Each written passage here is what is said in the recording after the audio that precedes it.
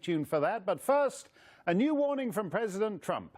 As the government shutdown enters its second week, Trump refuses to give an inch in his fight for a border wall. And today he warned on Twitter, "We will be forced to close the southern border entirely if the obstructionist Democrats do not give us the money to finish the wall and also change the ridiculous immigration laws that our country is saddled with." Hard to believe there was a Congress and president who would approve. The Office of Management and Budget Director and the incoming White House Chief of Staff, Mick Mulvaney, told Fox this morning that the president is ready to negotiate an end to the shutdown, but the Democrats are nowhere to be found. The president's been here, by the way, all weekend, all Christmas. He's staying in Washington, D.C. over New Year's. He's canceled his plans for Christmas, now he's canceled his plans for New Year's. So we're talking on an hourly basis about not only what's happening in California, but also what's not happening in Washington, D.C. with Senate Democrats. So the president is very heavily engaged in this on almost a minute-by-minute basis. It still strikes me as very unusual that the Democrats did not provide a counteroffer to our last discussion. They simply left town. Again, the president is here. The president canceled his plans. Where's Chuck Schumer? Where Nancy Pelosi? They're not even talking right now. Where is Nancy Pelosi? Mulvaney asks. Well, she spent the holiday living the high life at a resort in Hawaii. Mulvaney also said Pelosi seems to be the key holdup, while Senate Minority Leader Chuck Schumer might be more pliable. Vice President and I met with Leader Schumer last Saturday, the last time we sat down face-to-face, and my gut was that he was really interested in doing a deal and coming to some sort of compromise, but the more we're hearing this week is that it's Nancy Pelosi who's preventing that from happening. Chris Hahn is a radio host and former aide to Senator Schumer, and Ned Ryan is the founder and CEO of American Majority. They both join us. Chris, once upon a time, your former boss, Senator Schumer, 2009, he said, "When we use phrases like undocumented workers, we convey a message to the American people that their government is not serious about combating illegal immigration. People who enter the United States without permission are illegal aliens." He talked about the 650 miles of border fence that creates a significant barrier. Was he just drunk that night? He'd fallen face down in the eggnog? Because he wouldn't be saying stuff like, he hasn't said stuff like that in recent months, has he? I think you're confused. I think you buy into the hype that a lot of people on the right portray Democrats as not wanting any kind of border security at all. That's just not true. They're not interested in this fake, made-for-the-base, made-for-TV border wall that President Trump is not going to get. Because, look, the American people voted in November for a new majority in the House of Representatives. They gave them an 8.5% edge in that vote, and those people most certainly were not putting money in for this ridiculous wall. No. And I heard the intro. Hold on a minute. I heard your intro. Right now, the Republicans still control the House of Representatives.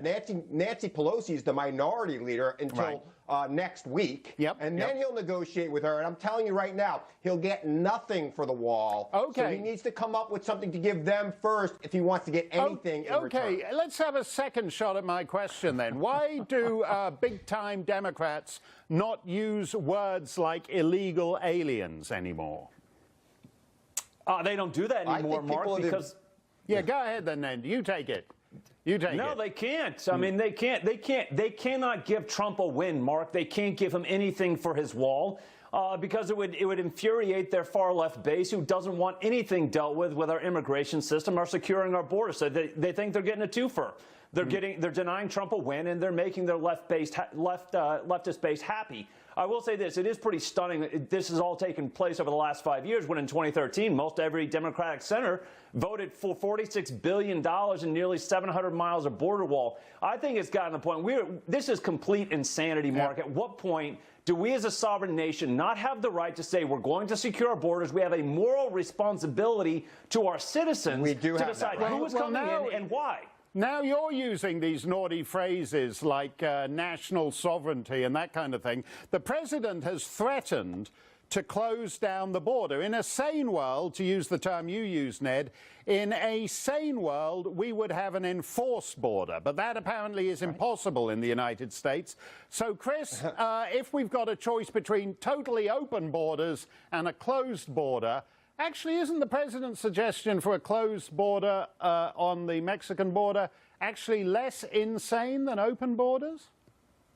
We don't have that choice, and the president's choice of a closed border on the Mexican border is absolutely insane. If you think the stock market was bad this month, you wait till next month if he closes the border, how bad our stock market would be and how bad our economy would become. Why? That is a ridiculous statement by a ridiculous president who does not understand world markets. He claimed a couple of months ago to have renegotiated NAFTA. Why would anybody negotiate anything with him if he's then going to just turn around and close the border? No, wait, ridiculous. He should do the job. Look, well, he's wait got a minute. $1.4 billion he hasn't even used yet for border security. If he's really serious about it, he should use it. Hear me out, Chris. Australia doesn't have a land border, and it trades with the rest of the world. Iceland doesn't have a land border, and it trades with the rest of the world. Instead of having ports of entry that people can just walk through, why not close them and at least insist they have to get on a flight to LAX or O'Hare or wherever, where we at least know who they are before they get on the plane? What's wrong with that, Chris? Because the systems of trade and the avenues of trade have been developed over years and years and years and millennium in some cases. Ned, so,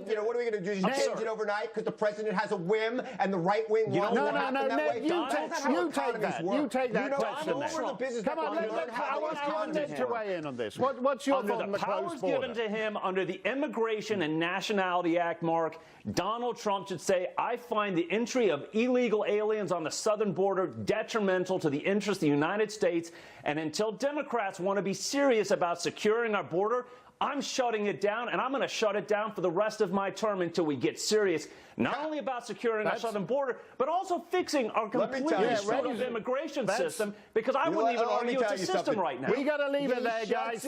If he shuts down the border and crashes the economy, his 40% is going to become 25%. Relax about the economy. That's all algorithms. That's crazy algorithms anyway. Thank you, Chris. Thank you, Ned. The DHS Secretary, Kirstjen Nielsen, made a